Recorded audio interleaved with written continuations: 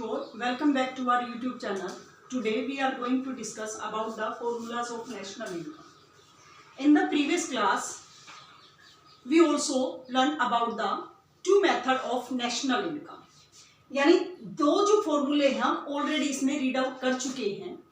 First is production method, these are also called the value added method, and second is income method, and the third method is expenditure method. Expenditure method, we also know that the aggregate demand expenditure is equal to C plus I plus G plus net exports. It means इसमें हम केवल final goods and services की value को include करते हैं. We does not include the value of intermediate goods. तो इसमें जो भी कंजप्शन एक्सपेंडिचर है, इन्वेस्टमेंट एक्सपेंडिचर है, which are expense by the government as well as private sector as well as net exports, ये भी एक्सपेंडिचर पर डिपेंड करता है. तो इसमें सबसे पहले हम जीडीपी एमपी की वैल्यू फाइंड आउट करते हैं. These are equal to the private final consumption expenditure, government final consumption expenditure, gross domestic capital formation. And the capital formation is the another name of the investment expenditure. Investment expenditure को ही capital formation कहा जाता है.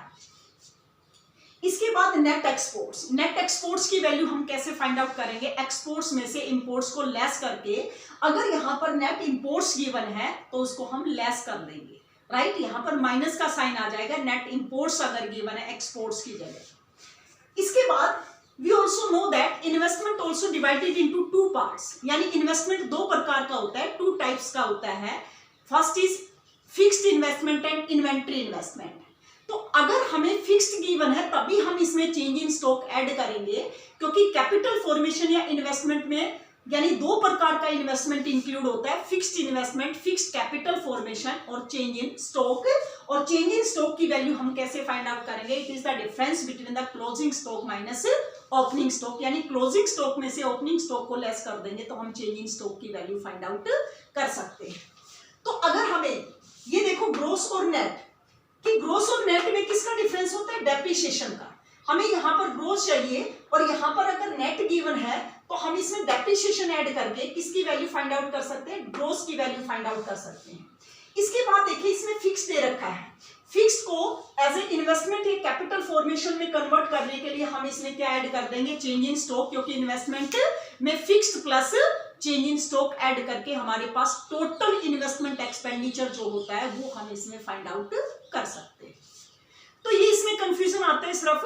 इसके बाद हमें जिसकी भी value calculate करनी को होता है, इसके साथ साथ ये देखें कि ग्रॉस डोमेस्टिक कैपिटल फॉर्मेशन अगर ये भी गिवन नहीं है तो all types of investment expenditure, सभी प्रकार के इन्वेस्टमेंट एक्सपेंडिचर को ऐड करके हम as a gross domestic capital formation की वैल्यू निकाल सकते हैं. जैसे for example business fixed investment है, पब्लिक इन्वेस्टमेंट एक्सपेंडिचर है, रेजिडेंशियल कंस्ट्रक्शन इन्वेस्टमेंट है, इन्वेंट्री इन्वेस्टमेंट है.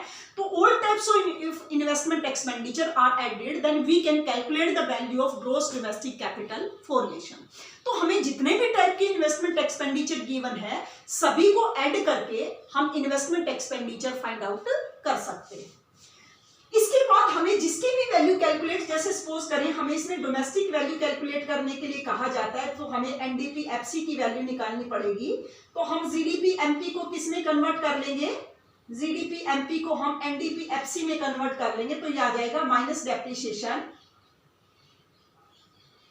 डेप्रिसिएशन और माइनस एनआईटी. तो जीडीपी एमपी किस में कन्वर्ट हो जाएगा? एज ए डोमेस्टिक इनकम में कन्वर्ट हो जाएगा. तो ये तीनों फॉर्मूले थे जिसके थ्रू हम डोमेस्टिक या नेशनल इनकम फाइंड आउट कर सकते हैं. इसके बाद देखिए बेटा कि जब हम डोमेस्टिक या नेशनल इनकम फाइंड आउट करते हैं तो ये किसके बेस पर करते हैं? इट मींस ये बेस ईयर प्राइसेस के बेस पर होती है या करंट ईयर प्राइसेस के बेस पर होती है. तो इसके लिए हमें दो में डिफरेंस समझना पड़ेगा. फर्स्ट इज रियल जीडीपी और सेकेंड इज नॉमिनल जीडीपी. ये देखो रियल जीडीपी को और हम क्या कहते हैं? GDP at base year prices. और इसको हम क्या कहते हैं? GDP at current prices. ये लिख लो चलिए.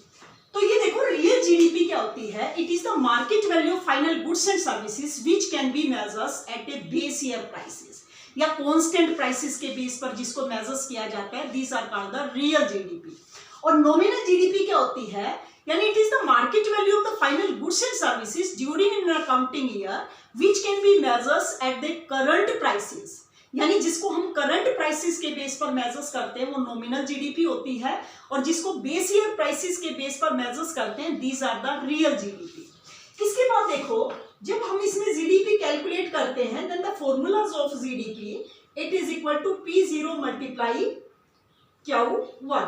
P0 का मतलब क्या है, प्राइस ऑफ बेस ईयर, और Q1 का मतलब यहां पर क्या है, quantity of current year. Current year की प्राइसेस और बेस ईयर की प्राइसेस को मल्टीप्लाई करके हम जीडीपी कैलकुलेट करते हैं, और इसमें GDP it is equal to P1 multiply Q1, यानी price of current year as well as quantity of current year. तो इसमें the GDP increases only when the quantity increases because price is a constant factor.